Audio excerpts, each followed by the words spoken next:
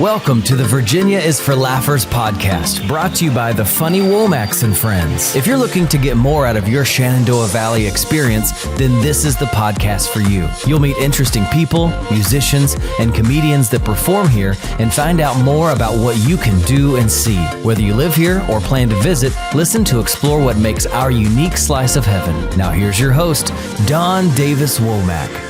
Hello, Laughers. We are very honored to have a very special guest with us today. We have Mayor Deanna Reed of the city of Harrisonburg.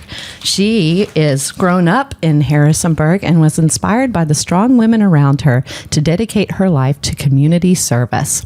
Her journey has been marked by her passion for education, mentorship, and bringing together diverse communities. From her involvement in local organizations to co-founding Precious Gems Academy and directing the On the Road Collaborative, Deanna has made a significant impact.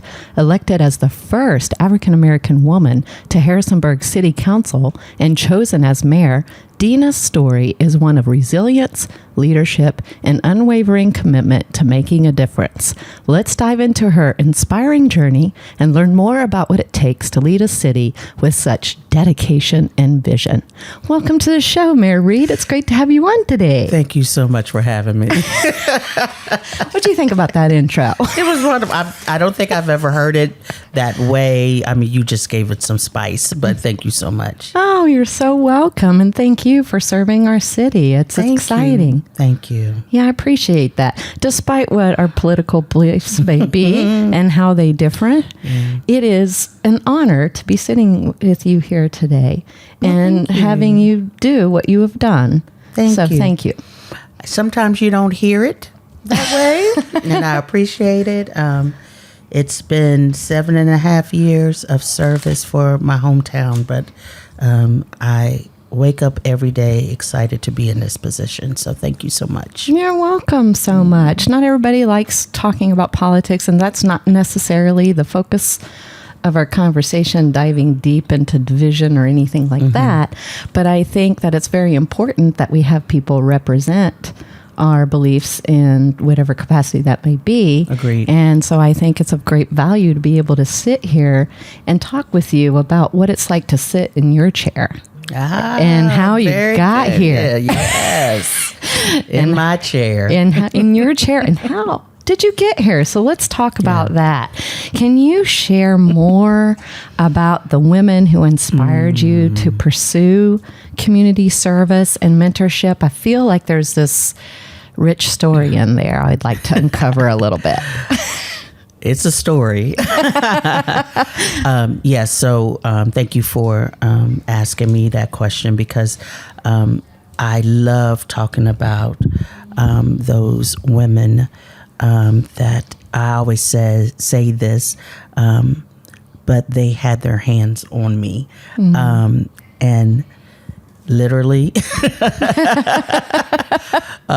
they did. And so I always start with my grandmother, Carmelita Bundy. I love you named her.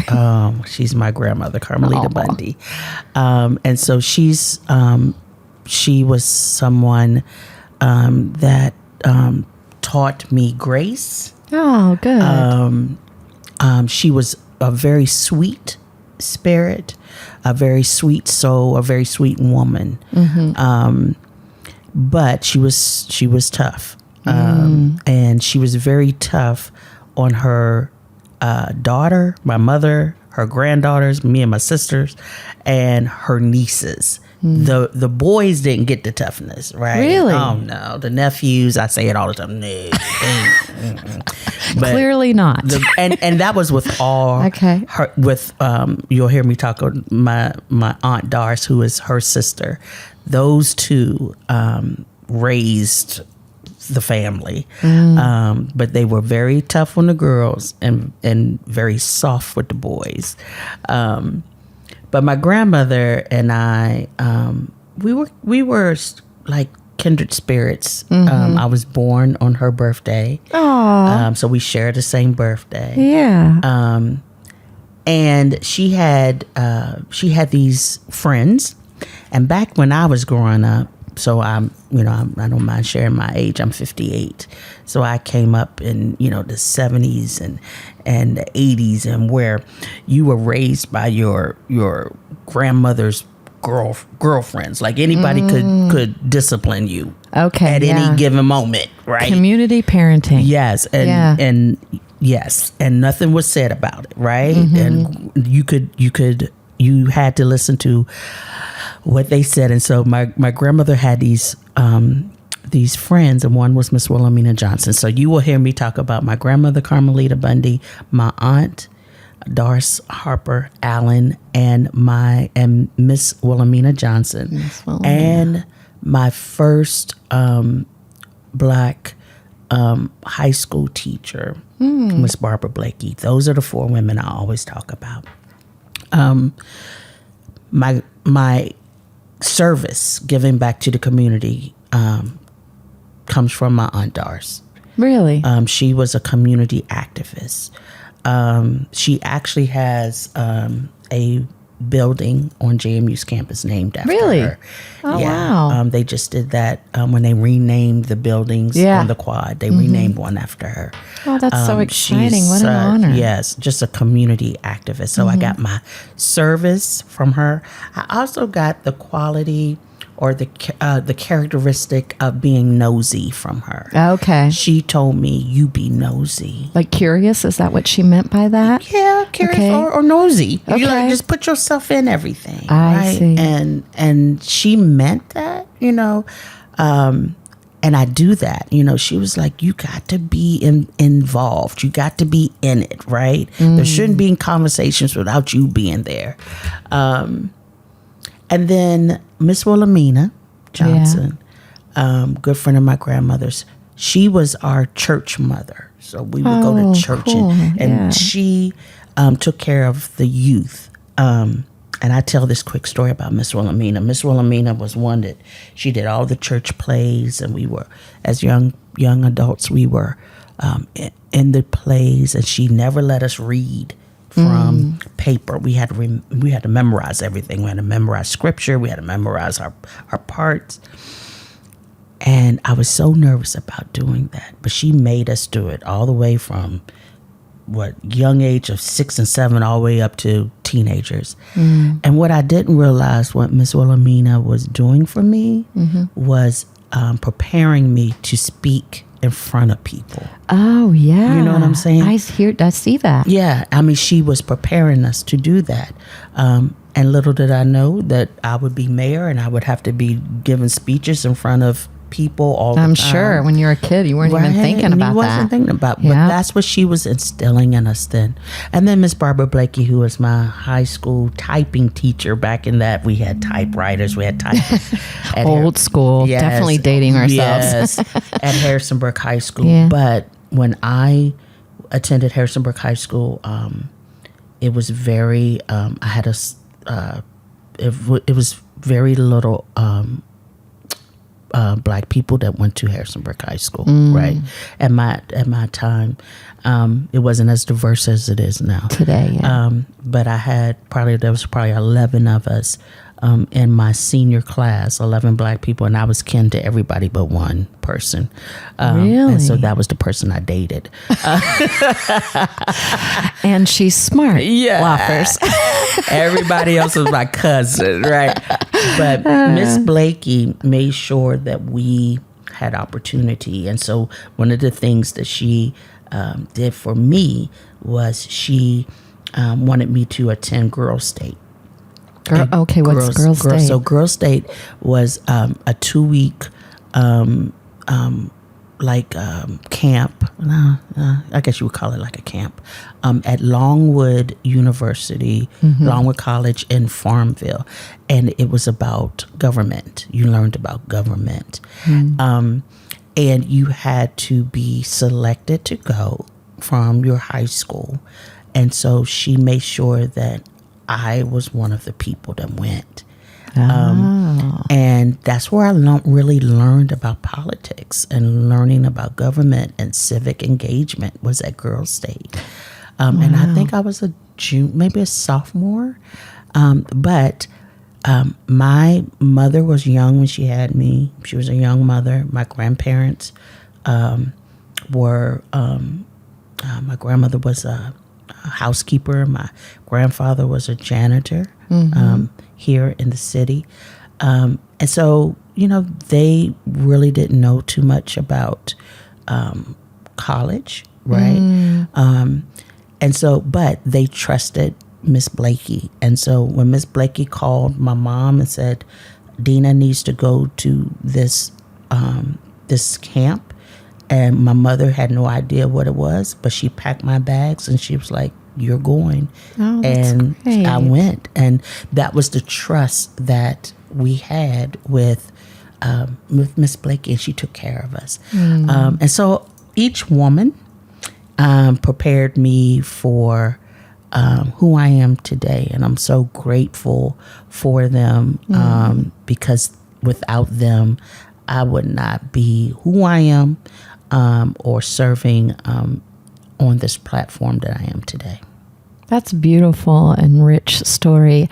I'm curious, when you went to learn about politics for the first time as a young teenager, what were your first thoughts and feelings? Were you interested, disinterested, wanted to know more then? Or was it more like a seed plant? I think it was a seed plant. Okay. Because I've never been interested in government or politics or anything like that. But I do think that, it was a seed that was planted that later,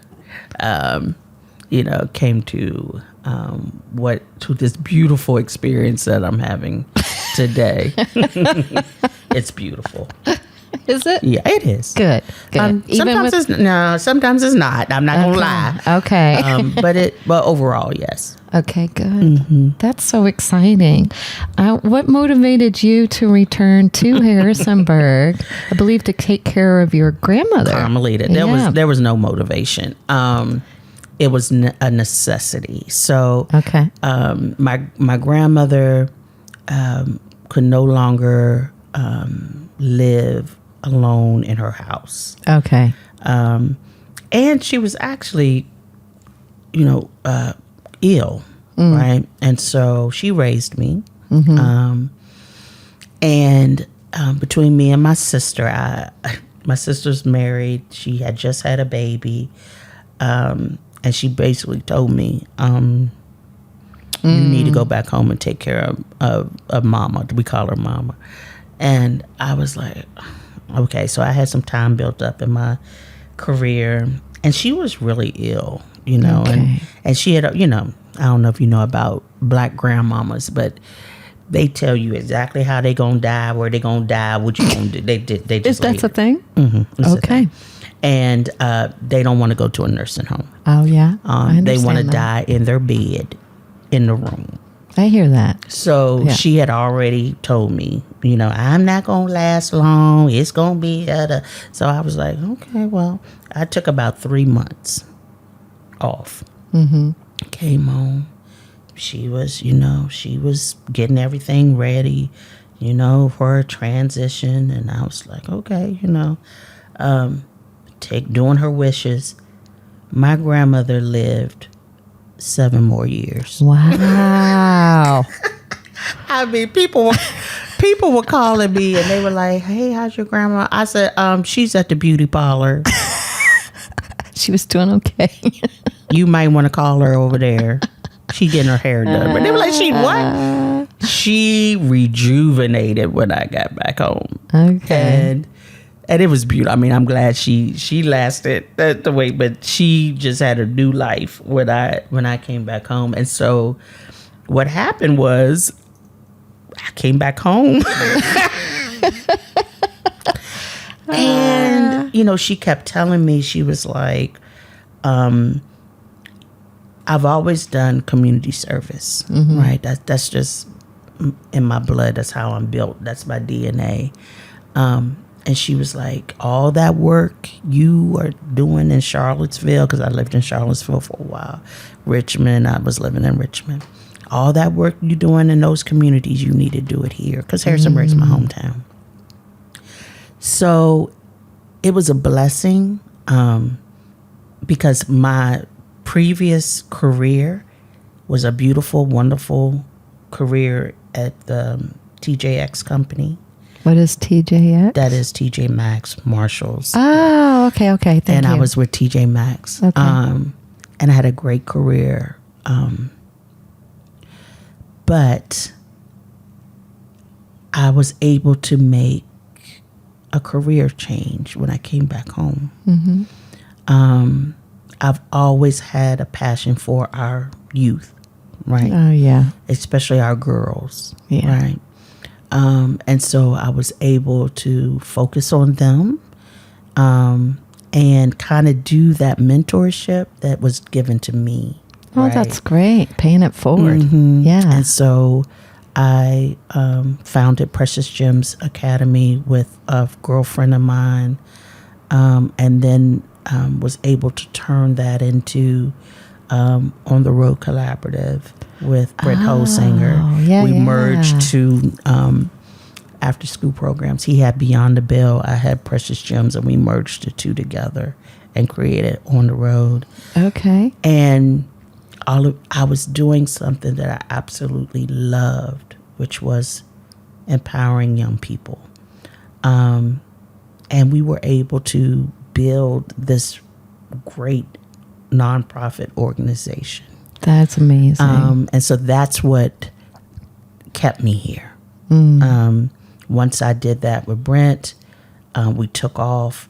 There was no going back to Richmond. There was no going back to that life, because I was truly doing what I felt was my calling, was empowering young people. Wow. That's such an incredible story. Thank you. And then Mama she finally transitioned. Okay. She's probably up there saying, there she go telling that story again. I hope so. There she go. Well, I'm glad you returned to Harrisonburg. Thank you. You are welcome. I love the story, and I like to return to things that are favorite to me too, like this absurdly flavorful popcorn Oh my goodness. Let me tell you something. from our sponsor, Pre-Popstress. Have you ever had it? Have I ever had it? I'm surprised I don't have a whole tin sitting up in my kitchen right now. I love this popcorn. First of all, let me get a couple bites right now. She's getting a couple bites. Oh my God. It's so good, isn't it? It's great. Yeah, the kernels are grown right here in the Shenandoah Valley. The factory is 100% nut-free. They just received the Virginia's finest trademark for specially crafted food, which is hard to get. And it's a perfect gift for literally any occasion. You know what? Yeah. Well, hold on. Okay. I'm eating, but Yeah. Tisha, Yeah, who owns the Pre-Popstress. she has an incredible story. She does. She does. We've but- had her on the podcast too. Good. But she just comes up with just all these different flavors. But these little bags, right? Oh, they're so- I these love little these. individual bags that you can just give away for folks, and they're great for like events and conferences and Gift bags. yeah, company stuff. I mean, she just it's great. So thank you. Enjoy. I love her. She's great. Pre-Popstress. Pre-Popstress. And Pre-Popstress. Make me sure I say it right. Pre-Popstress. I know. I got in trouble early on in the podcast because I wasn't emphasizing the pop. Well, I never understood. I was like, But I am now, aren't I, Tisha? and wherever she got this name from, I'm just like, Oh, that's a good story. You'll have to listen to her podcast. I have to about that. listen to that. Yeah, she's great. And she loves this podcast and the listeners, and so much so that she gives them a discount. 15% off with promo code LAUGH15 when you visit prepopsterous.com. That's PREPOPSTEROUS.com. Gosh, you did that without even looking. Yeah, I know, right? I would have messed that spelling up. Say it a few times, it gets stuck in there, you know what I mean? So now back to you, Mayor Reed. What were some of your key challenges and successes you experienced while working with the African American Culture Festival? Oh, wow.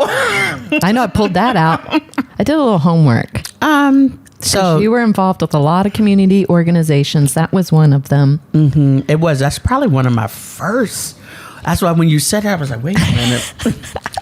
I look people up. Yeah, so you're talking about the African American Festival that goes on annually up at Lucy F. Sims, Ralph Sampson Park. I do believe it is, shameless plug, it will be this year. It will be September 14th, I believe. What were some of the challenges with working with that? Challenges and successes. Well, one, it's a festival that celebrates the Black culture. And so the success that I've seen over the years, it gets bigger and bigger every year. That's one thing. Great. But because Harrisonburg has grown and because Harrisonburg is so diverse, it gives other people outside of our community, the Black community, to see who we are, right? And so you will come to this festival and you will see everybody. You just don't see Black people. You see everybody. All cultures, I imagine. And that's great. Yeah, and it's beautiful. Love that. Needs to happen a lot more. Yeah, it's beautiful. And so you get to experience, our music, our food, right? Vendors. And so it's really games. It's just a really great event. Challenges, we always are, and I'm not a part of it, part of the committee anymore, but my cousin Stephanie Howard is the chair, along with Carol Johnson Raymond, and Tara Jones Forney is also a part of it. Named Tara Forney Jones. It's always making sure that we have enough sponsors, because the more sponsors we get, the that bigger, helps so much. Right, the event is. And with events, yeah. And so just making sure that we can get more and more people who would like to sponsor this event is probably the most challenging, but it's a great event. So September 14th, I believe is the date this year, all day at Ralph Sampson Park. That is awesome. We will actually find that information for you, and we'll put it in the show notes so that you can check it out when the fall comes. So that'll be amazing. You are also in a sorority that you have been involved. You have done your homework. I do my homework, Laughers. Yes. And you were involved in a sorority. What was the name of the sorority? It is Delta Sigma Theta Sorority Incorporated. I knew it would be better if she said it. And I was right. Yes. And so how long have you been? I assume that happened in college. It did. Okay. I have been in this sorority for 39 years. They must be so proud of you. They are. They are. And I'm proud of myself because, so let me give you a little history. That's what we're here for. We want the behind the scenes. Because a lot of folks don't understand the Black Greek organizations. Oh, great. So, yes, fill us in. Right. So we are a little different than the white fraternities and sororities. Yes, you can become a part of the fraternity or sorority in college, but you can also become a part of it even afterwards. I did not know that. So I ended up joining Delta when I attended Radford University back in 1985. But you don't stop there. Like once you finish with college, graduate from college, then for us, it's a lifetime commitment, right? And so you're supposed to go from an undergrad to an alumni chapter, which alumni chapter is women who are older, and so when you get through your college, then you join an alumni chapter, and then you're in the alumni chapter you're supposed to be in it for the rest of your life, and so you're still doing the work.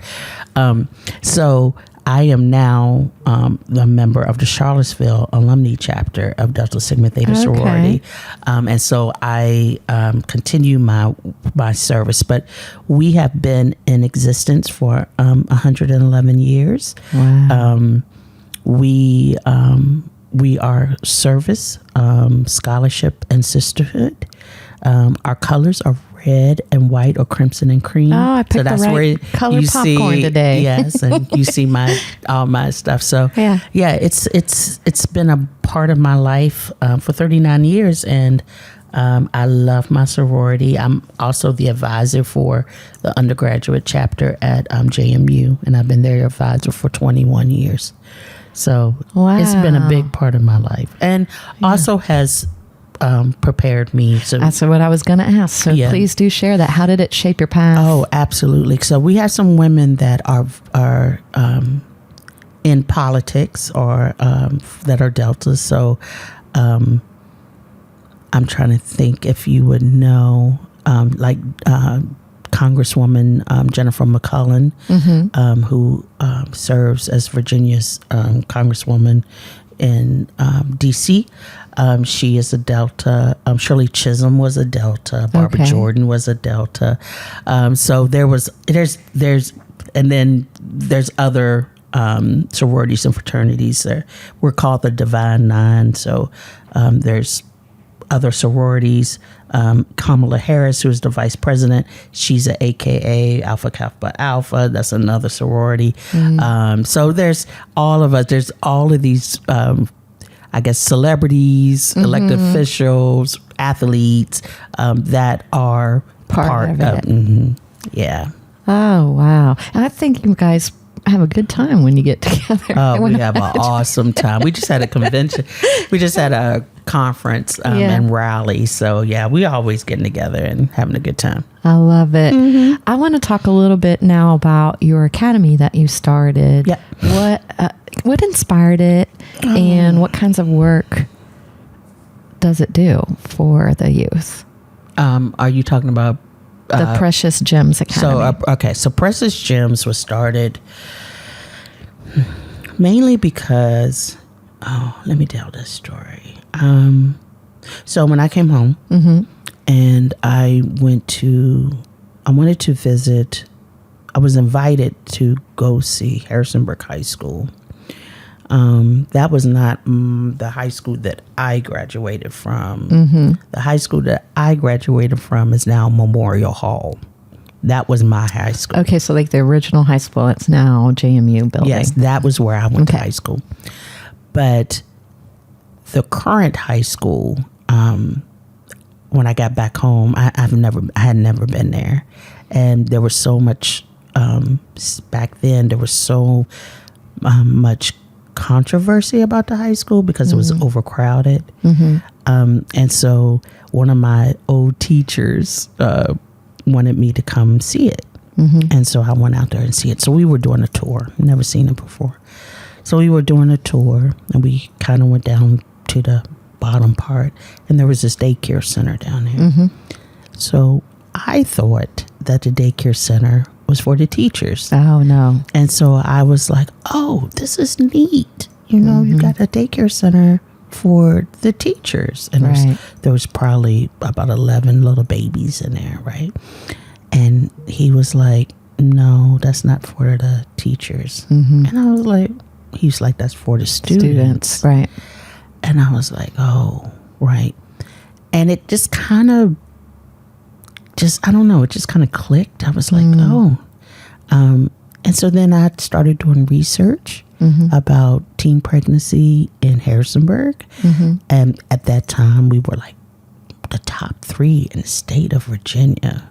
For teen pregnancy? For teen pregnancy. Wow. And so then I started thinking about my upbringing and how, you know, there were women who, you know, like I told you, who always, you know, was just in our life. And so I got a couple of my girlfriends, and I was like, how about if we just kind of, you know, meet with girls in the neighborhood once a week, right? It started out on Saturdays. And we would just mentor. And it turned into like a need. Like these girls really liked, you know, coming together once a week, talking, you know, just being. And then I was like, okay, there's a need here, right? Okay. And so then I created this program. Dr. Kisner was great. He was the superintendent at the time. Schools, yeah. And he was the one who put me in the school. He said, "No, we need this in the school system." Okay. And so he put us in the school system, and we went from 14 girls to 60. Wow, Right. that's a big jump.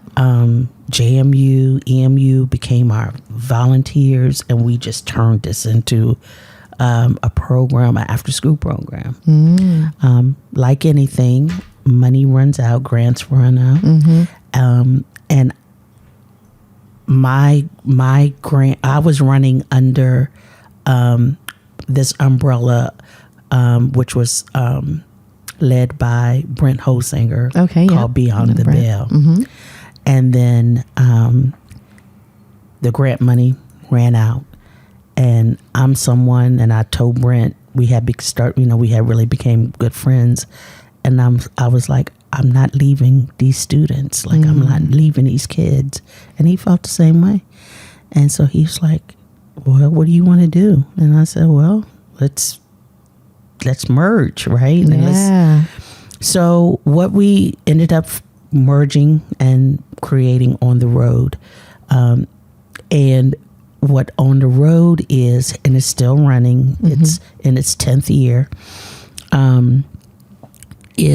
it's a after school program. What we found was there was nothing that supported an after school program that really supported our middle school students. Okay. There was a lot for elementary. There was stuff for high school. Yeah. But that middle school was not there. Such a crucial time, too. It is. It is.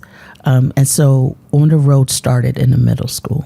And our niche was career enrichments. So what we offered was, of course, academic tutoring, but we also offered these career enrichments where we would invite community professionals to come in and teach a 10-week class to our students, right?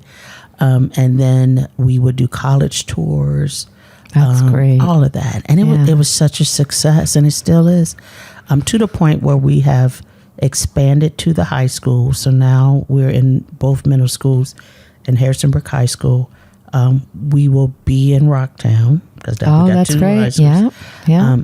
And now we have expanded outside of Harrisonburg, and we're in Waynesboro. Oh, this is so great. Yeah, so Good job, everybody. We're at K. Collins Middle School, Waynesboro High School. So it has grown in the past 10 years to something that I could never imagine. I love that. Can you think of a couple of success stories from the youth in this program that you can share with us? Absolutely. Okay. Fernando is one. Fernando was with us probably since 5th grade, and has been with us throughout his.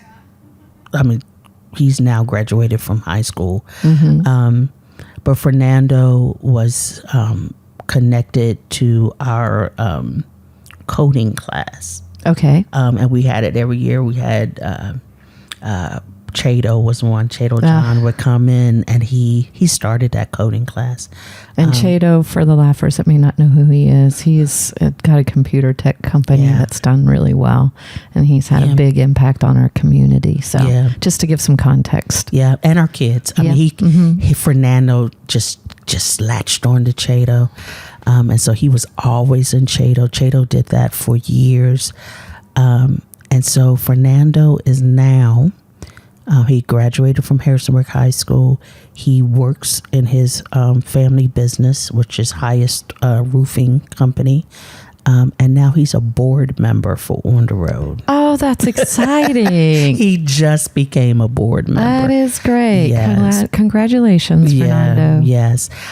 Cheyenne is another one. Cheyenne was somebody a young lady that was with me. I believe Cheyenne had been with me for 5th grade as well. And she has flourished. She has graduated from Harrisonburg. Now, I would take our students, our high school students, every year on a college tour, a 3-day college tour. We would go everywhere. But this particular tour, we just did local, and we went to Bridgewater, JMU, EMU, and Mary Baldwin. Oh, that's good. And Cheyenne, she is now a college student at Mary Baldwin. Okay. She also is working with the Salvation Army as well.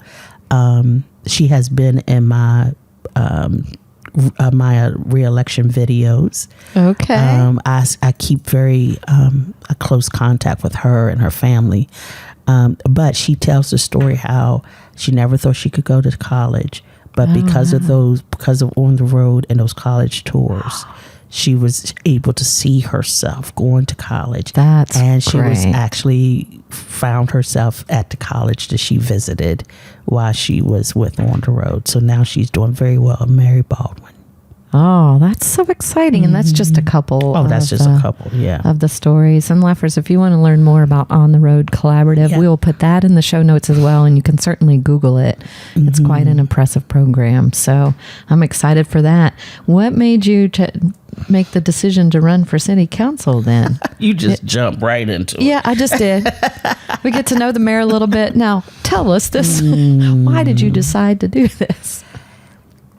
Yeah, so this is another story. So, when I have never been to a city council meeting before, but at the time, it was 2016, and the hot topic, there's always a hot topic.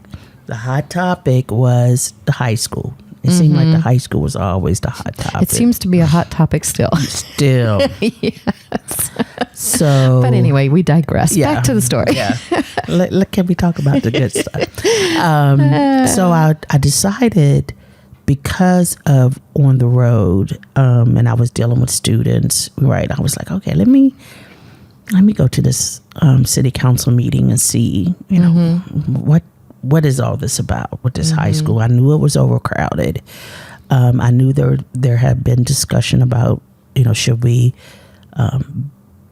add on to Harrisonburg High School? What should we do to relieve the pressure of the overcrowding? So I went to my first city council meeting, and it was packed, and I sat in the back right down here, and I looked up on the dais, right? And I was like, oh, wow. Okay. Harrisonburg is still Harrisonburg. All men running city council. Oh, okay. Yeah. And so throughout just listening to them, watching them, I just kept thinking, wow, I wonder if there's ever been women on city council. Good question. And at that, it was 2016. So Hillary Clinton was running for president. And so that was really on my mind. Like, So I did my research. And I found out that there had only been 3 women on council. And the last woman to serve on council, it had been almost like 20 years, right? That was Carolyn Frank. She was actually mayor. Oh yeah, I know Carolyn. Yeah. Hi, Carolyn. Yeah, she was the last person, and so, but there are no women of color. So I had made up my mind. I was like, you know what? Hillary Clinton is running for president. It might be good if I found a woman to run for city council. So I went out looking for a woman. And I found one, and I thought she would be great. Yeah. And so I talked to her. Yeah. And she said, yeah, I think I'd be interested. So I was like, okay. So she said, okay. We started working, out her campaign. And then it was probably about a month, and she was like, I don't think this should be me. And she was like, I think this should be you. And I was like, I I was like, no, Harrisonburg is not going to vote for me, right? And she was like, no, I do. I said, I have no experience. You know, I'm loud. You know, You're Deanna Reed. I'm Deanna Reed. And we love Deanna Reed. You know, I run an after school program. Like, who's going to vote for me? Yeah. And so she dropped out. And when she dropped out, I was like, should I do this? So I put my name in. Girl, I had no idea what I was doing. All I knew was this. I've always wanted to make a difference. Okay. I've always wanted to serve my community. And I said, you know what? What's the harm? Let me just see. And so I ran and I won. I won the primary. And I was like, oh, okay. So I got through the primary. I was the top vote in the primary. I read that. And so I was like, okay. And so I went through the primary, then I got on toward the general election. And I just ran off of me, right? And I felt it out there. I felt like people wanted somebody that they could relate to, right? And I ended up winning, and I ended up winning with the most votes in the city council race.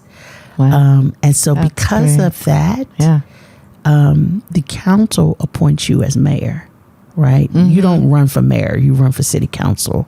Oh, okay. Right. And then I'm learning something. Yeah. Okay. You run for city council, and then the city council appoints you as mayor. I see. Or whoever they want as mayor.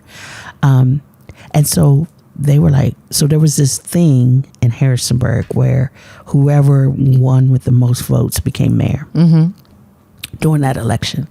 And so they were like, oh, well, you're going to be the mayor. And I was like, okay. You weren't expecting that, I see. Yeah. I was like, okay, I can. Okay.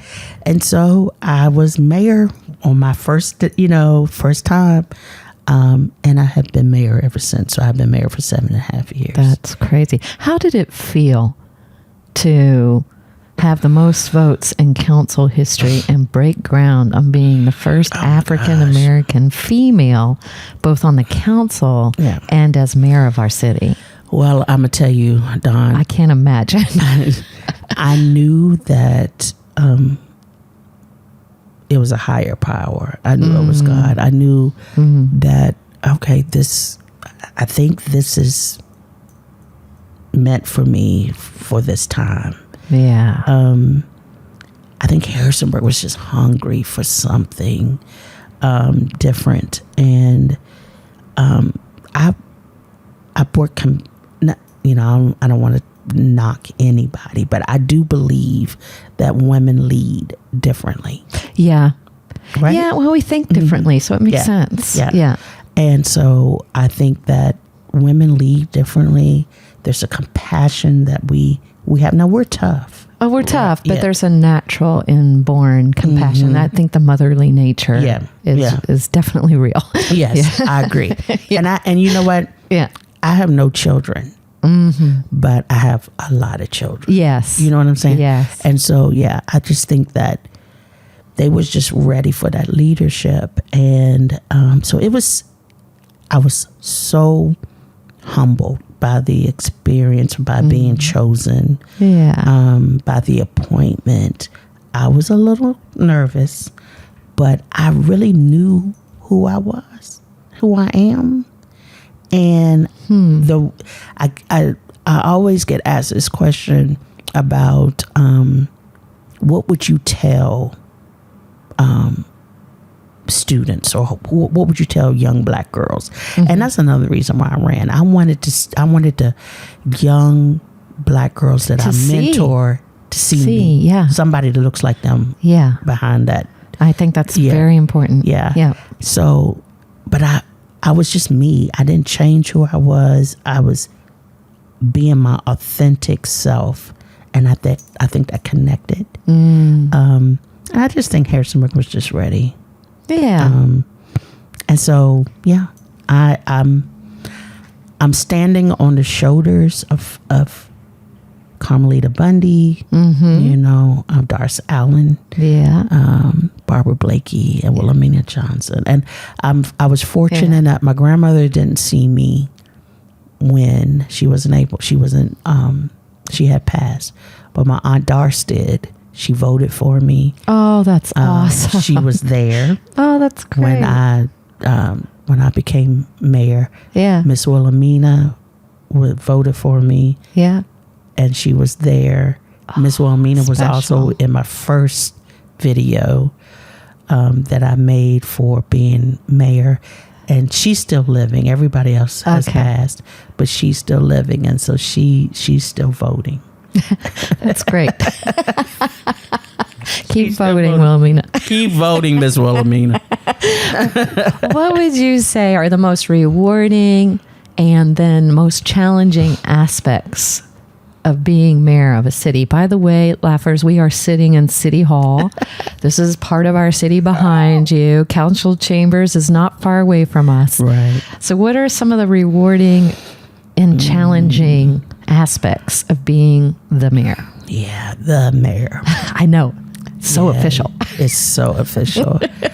I think the most I don't want to start with it. The most rewarding is being able to serve my hometown, but also all the people that I come into contact with, hearing their stories, understanding why they have chosen Harrisonburg to be their home, and being able to provide opportunities for them is the reward. I meet a lot of people, and I made a promise that if I got to this platform, that I would use it. I would use my platform to provide opportunities for people, especially people who need it, right? And I think I've done that, and I will continue to do that. And just listen, because some people just want to be heard. Yeah. Right? It's so important. It's so important. Every voice deserves to be heard. Yep. And they just want that. Yeah. Right. So being able, I'm very accessible, right? You can find me, you can come see me, and trust me, they do. Maybe that's part of the challenge. That's for you. But yes, it used to be, because they used to show up at my house, and I'd be like, okay, there's a little bit too much. Yeah. But boundaries, people, boundaries. But I want people to know that they have a mayor that they can talk to. And I love the little children and the student. Oh my gosh. I'm a kid lover too. I can't help myself. I love going to the schools. I don't care what I'm doing. If the schools call, I'm going to be there. And then sitting there and letting them ask you all these questions like, how much money do you make? Kids are the best. Can you get us a Chuck E. Cheese? There are no filters, and it's amazing. I love it. Oh, I love them. Yeah. But just for them to see themselves, right, is what I love. Now, the challenges. I'm curious about this. I can only imagine. I have some ideas, but I don't live in the role, so I'm curious. Well, people think because you're the mayor that you can actually take care of everything, right? So a little history, a government lesson is Harrisonburg is a government that is ran by the city manager. Okay. So this is how it works. Okay. This is going to be good. We all need to understand this. This will be helpful. Yeah. As mayor, I do not run the city of Harrisonburg, right? Okay. That I don't run like the police department. I don't run the fire department. I don't run anything. The public works. That's ran by our city manager, Andy Banks. Okay. Right? Andy runs the city along with his staff. He oversees all the department. Andy works for us, for the city council, right?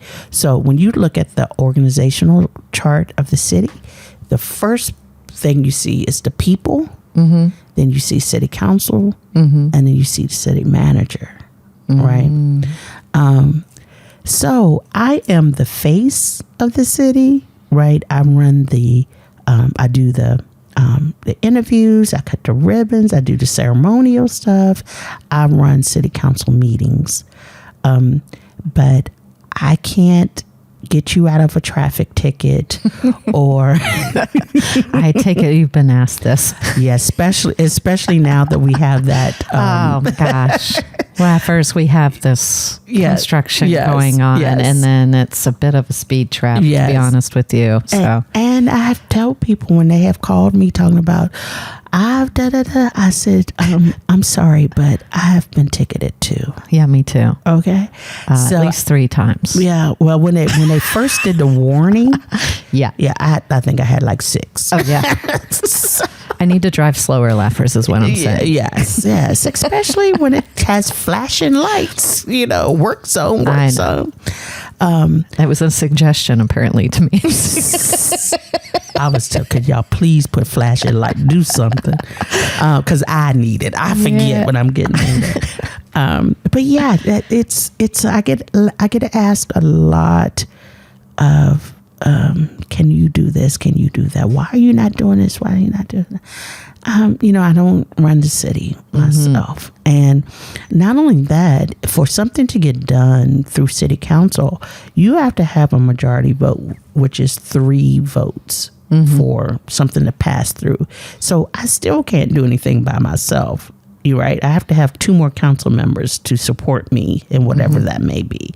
So sorry, that's one thing. I think they see the mayors like in, New York and California, big mayors, right? And say, oh, she's the mayor, so she can. No, it doesn't work that way. It doesn't work that way for mayor in general, where no matter where you are, or is that specific to Harrisonburg?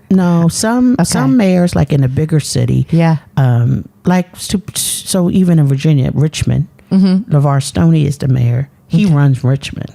I see. Yeah, that's his job. So then that's why people have those ideas. They may have, or they may be a transplant, and it was different from where they were. Yeah. Now the other thing is, a lot of people think me being mayor is my full-time job, and it's not. Mayor is my part-time job. It might have full-time hours, but and thank you again. Right? But it's a part-time position with part-time pay, and I have a full-time job, which is I'm now the regional advancement director at Eastern Mennonite University. So I've been there for a year. I'm on the board. I left On the Road last year. I'm on the board at On the Road and the founder. But yeah, I work at EMU now. So that's my full-time job. So really, I have 2 jobs. Yeah, you do. Right? And I need 2 jobs, to be honest. It's expensive in Harrisonburg. It's expensive everywhere right now. How do you balance the diverse needs of Harrisonburg's communities and ensure everyone feels represented? Yeah. I've gotten better at it over time. I really, in my first year, I was seeing everybody, not saying no to anybody. And that's because there were so many people who needed to be heard, so many communities that needed to be heard. And so I wanted to make sure that they knew I was listening. Now I had to get a balance. So, there's days where I just dedicate to Harrisonburg.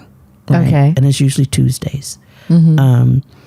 Especially, we meet twice a month, every other Tuesday. So on those city council Tuesdays, I'm usually here at the office so that I can take meetings or talk to people.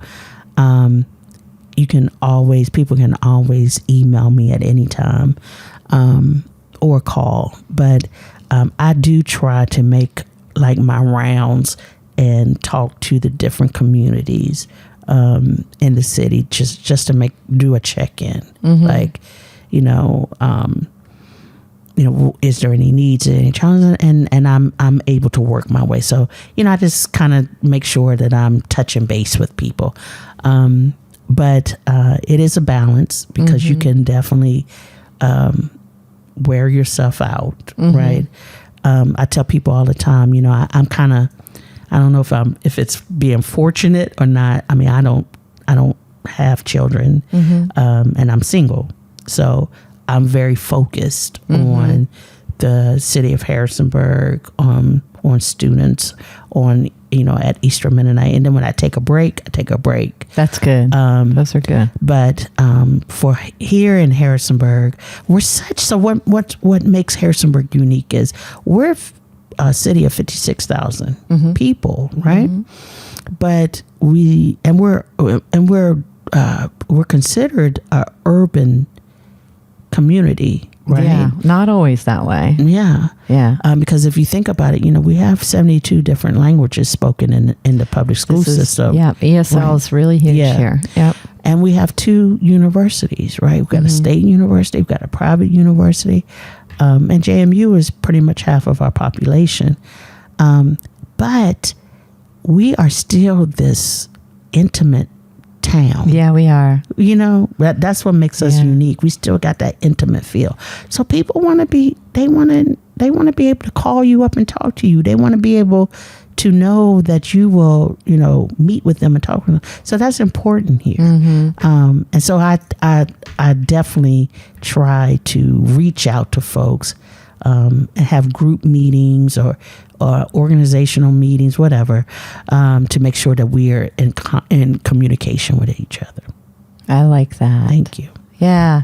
I like how you dedicate days too. That's a good tip on time management. I try my darndest to do podcast work on Tuesdays and Thursdays. Yeah. You got to do that. Time block work, Yeah, I usually try not to do, because sometimes my weekends are busy with events. Right? Yeah. Friday is usually my day. So I usually take Friday for me, because I might be doing events on Saturday, Sunday, or something like that. But you got to do that. Self-care. Self-care, so important. It's way more vitally important than I ever realized. I started a mental health journey a few years ago, and I learned a lot about that, and I highly recommend. Please. This is one thing that I've learned as I got older, right? When you get in your 50s, you just don't care. It's like, all right, I'm me, right? Here I am. Yes, and I'm going to I'm going to do me, or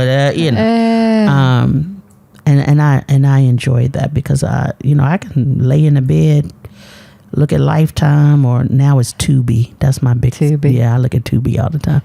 But lay in the bed and not get dressed for a couple of days if I have to. I just take care of yourself and chill out. Rest up. Yep, doing fine. I love it. I read up that you were named, I have to read this, Essence Woke 100 Women. Yeah. That must have been a proud moment. What does this recognition mean to you? I didn't personally? even think it was real. Really? I got called one day. I never forget it. I got called one day. This was 2018, and they were like, Mayor Reed, this is so-and-so from Essence Magazine. And I was like, yeah, okay. I was sitting in Skyline. I was doing On the Road. I was sitting in the office at Skyline, and I was sitting with another teacher, and I was like, they talking about this is Essence Magazine. And she was like, is it for real? I'm like, no. I was like, no, why Essence Magazine? And so, but you were like, you thought you were getting pranked. Yeah, I was like, dude, put her on speaker. Listen to this. And so then she just kept talking, right? And she was like, we would like to recognize you. We've been following you, and your story, and you're the first African American woman. And I was like, oh, wait a minute.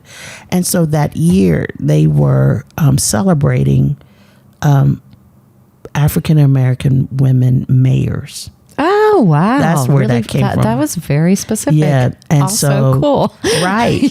Right. Because that year there was like all these Black women who were becoming mayors all across pretty the amazing. nation. And so they Essence Magazine did an article on us. They brought us in. Like once I realized, oh, this is for real, right? Because they were so they were looking at Virginia, and they looked at Charlottesville, right? Because Charlottesville at the time had Nakia Walker, and she was the first Black woman for Charlottesville, and then it was me. Right. Okay. And so they wanted, they were like, oh, this is neat. Y'all maybe like an hour apart. I was going to give that context right. if you didn't. Yeah. And I was neat. like, yeah. And so they were like, so yeah, we would like for you to come to DC. We were going to do a photo shoot. Oh, wow. And we're going to talk about how, y'all just broke the glass ceiling, right? And all y'all's work. And for me, it was my work with the youth and youth empowerment, all that.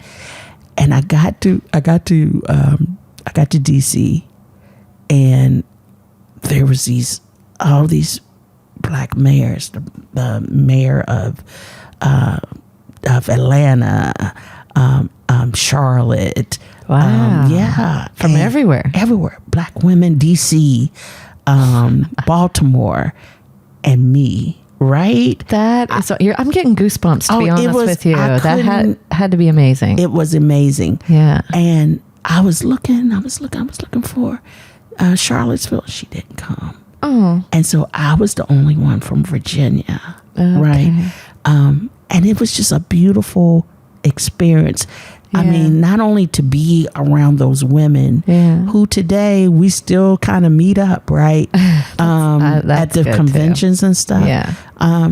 But just to be in that moment, to be recognized to that level of we have done something huge. Yes. For women of color. Yeah, absolutely. It was amazing. So yeah, that was my Essence experience. I love it. You have such a rich story, and your youth empowerment experience and the women that poured into you, and now serving as mayor for 7 years, 7.5, I think. Yeah. What advice would you give to young women of color that are thinking about pursuing politics or community leadership roles? If they were sitting right here and listening to you, what advice would you give them? Yeah. First, do it. Right. Don't be scared. If they want to pursue whatever they want to pursue, if it's politics, whatever, do it. You are smart enough. You're good enough. Whatever that thing is that you want to do, you're qualified to do it. Don't second guess yourself. Don't try to change and yourself to be like someone else. You're prepared to do this. Take that risk, take that chance, and just don't be afraid to fail. Right? Don't be afraid, because I guarantee you will learn something from it. And if I really wished I would have got this at a young age, just to be okay with who you are and how you show up, and be your authentic self, right? And understand that there is nobody like you. Yes, I agree. Nobody. Like you, right? And you need to lean into that and love that about yourself, right? And so take those risks, take those opportunities, do whatever you feel like in your spirit and your heart that you want to do. Like even with you, right? Oh, thank you. Yeah. Right. you are crazy and funny. Thank you. You know, and for you to step out and be this, you know, comedian, right? I know, and it comes with fear and doubt. Yeah, but still step out. Yeah, step out, and there's nobody like you. No, right? And it's so. Thank God, maybe to some, I don't know. Well, you know what, Dawn? What we need to always say, especially to our young ladies, and you know, we're living at a time that. They're living in a time that we didn't experience with this whole social media stuff. Oh, yeah. It's right? That we have to empower our young ladies because there's so much trash that they have to go through. Yeah, we did not. It was already hard enough. I can't imagine. Yeah. And so there's that they have to do, that we have to pump, you know, this love and this, you know, self reassurance and self-empowerment into them, because they can get trashed and just pulled down by this. I mean, yeah. And then you tend to, even as adults beyond youth, you can do the scrolling and then start comparing yourself.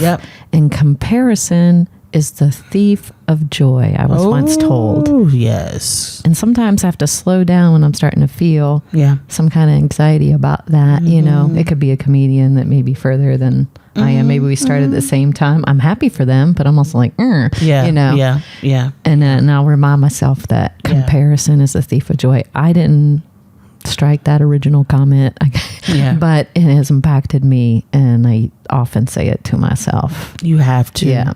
Yeah, because you'll fall into that, and I fell into it. You know, even when I first became mayor, I remember my first city council meeting, and I was sitting there nervous. I'd never done this before, and I had 4 men.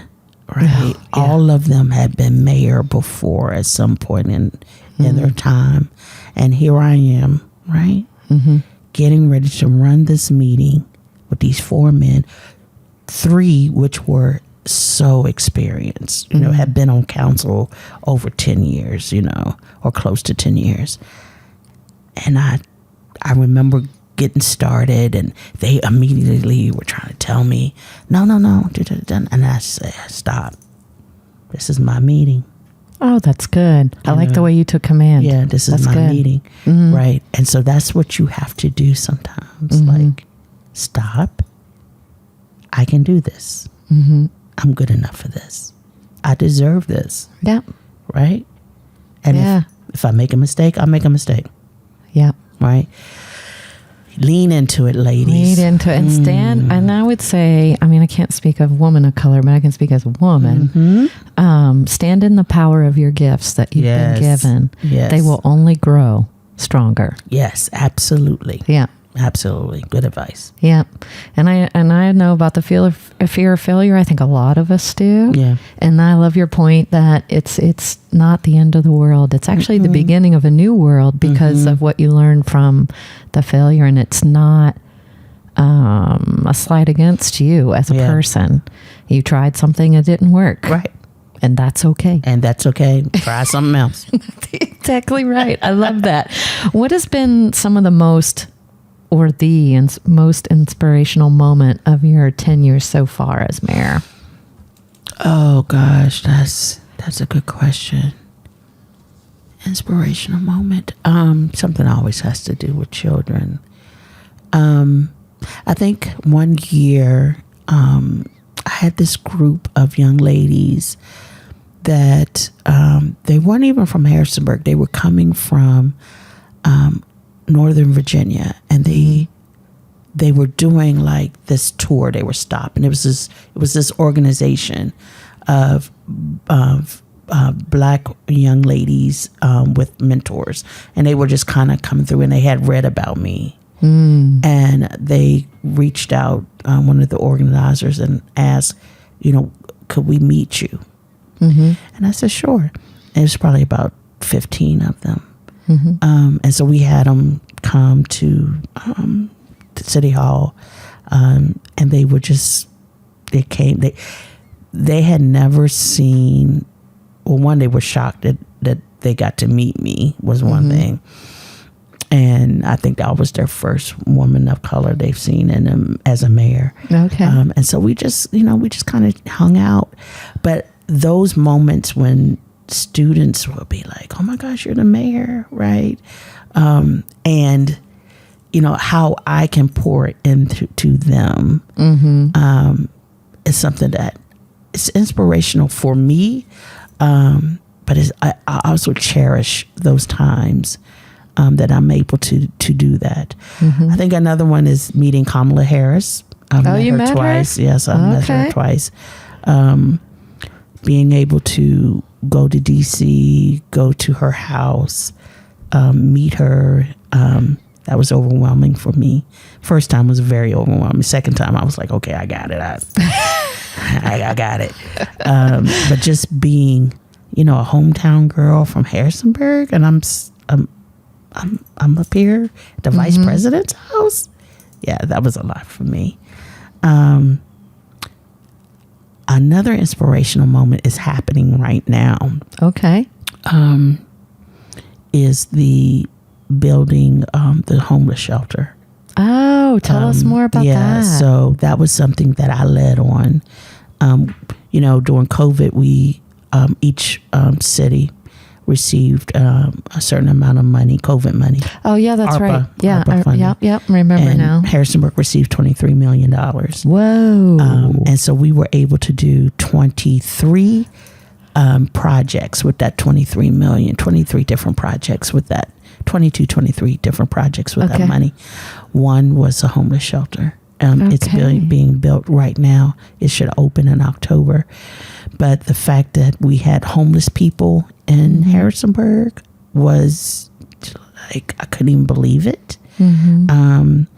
And we had some great organizations that would, during those winter months, would go and do this thermal shelter where they, each week they will move to a different church, and people could stay. Yeah, I remember. But it was becoming too much, right? I had heard that. Yeah.